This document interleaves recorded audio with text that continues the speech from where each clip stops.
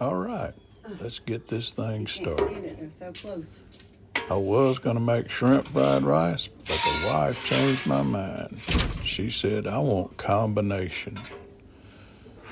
All righty, first we'll put some oil down. I use a combination of olive oil and coconut oil in that little squirter. And here I'm going to go ahead and put the beef and the chicken down at the same time and get them cooked. Both the beef and the chicken take about the same amount of cooking time, so I'll go ahead and get them done here.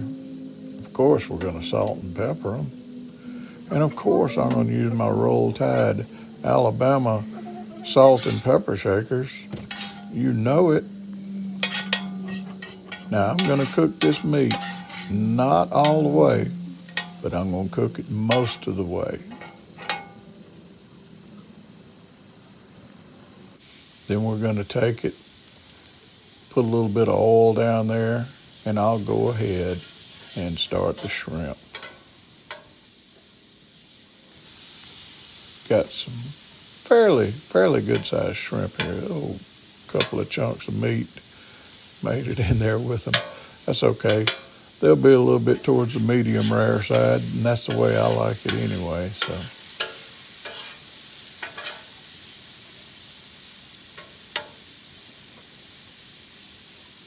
now we'll go ahead and put a big old pat of butter right in the middle of those, and then put the dome over it.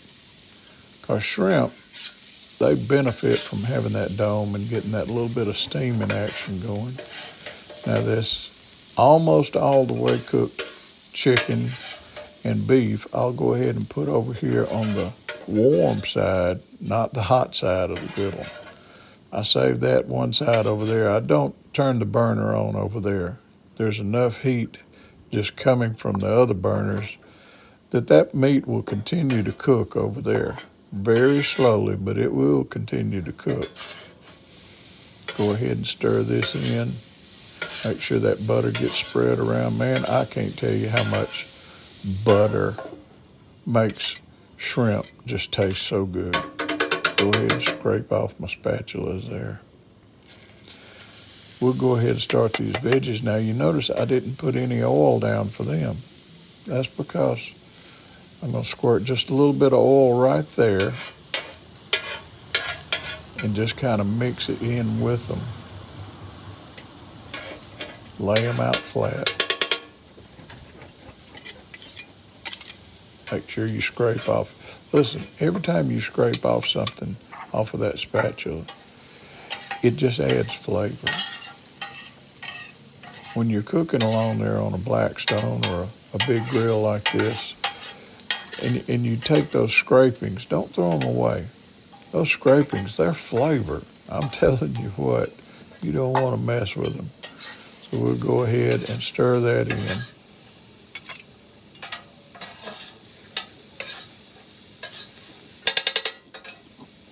in. In that mix, and here we go with some soy sauce. In that mix, I've got frozen carrots and peas, and I've got chopped up green onions, and I've got some garlic. Now, I'm going to hit that with some water. And the water is going to create steam. You can see that steam rising there, and that steam will actually help cook those vegetables. I'm going to take the shrimp, throw them off to the side because they're done. And then I'm going to use that dome and steam those vegetables with it. A little bit more water, throw the dome on there, and those vegetables will be so good. All right, put down a little bit of my mix of coconut and olive oil. Coconut oil cooks, you can go to a high temperature with it, and it just helps the olive oil. Now here goes my rice. Now, one trick about the rice, if you're cooking fried rice, is you cook your rice several hours or at least the day before. Lay it out on a sheet, put it in the refrigerator, and let it dry out a little bit. Going on with some soy sauce. First I did the salt and pepper. Good liberal amount of soy sauce. Get that stirred in. I'll probably be adding more soy sauce later. My little dog, he just can't stand it when I'm out here cooking. He's got to be everywhere. You see him in the background running all around. Now the coloring on that is just about right. I want it just a little bit darker. So I'll put a little bit more soy sauce. And then I'm going to put one of the magic ingredients, and that is sesame oil. You want to have some sesame oil when you're cooking fried rice. I put some on the rice, then I put some on the veggies, and then I'll put some on the meat over there and stir it all in. And oh my goodness, that sesame oil just adds such a wonderful flavor to fried rice. Now I want you to pay attention to what I do here in a minute with the eggs. A lot of people like to cook their egg at the beginning and then add it in later. I don't like to do that because the egg just gets dried out and it's not very nice on the palate. It's just all dried out. So I'll make a little trough in my fried rice there, like I just did, and put a huge pat of butter in there. And I'll get that butter worked up. I want to chop it into a few pieces so it'll go ahead and break down and start being butter, Make my little trough back there. Now watch what I do with the egg. Got 3 eggs over here for this amount of fried rice. They're beaten up. I'm going to pour about half of it in that trough and then the other half on the outside.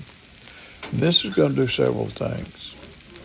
The part on the outside is going to be the traditional looking, scrambled egg on the fried rice. But the part on the inside there, you see me mixing it in with the rice while it's still running. Oh, don't worry, it's going to cook.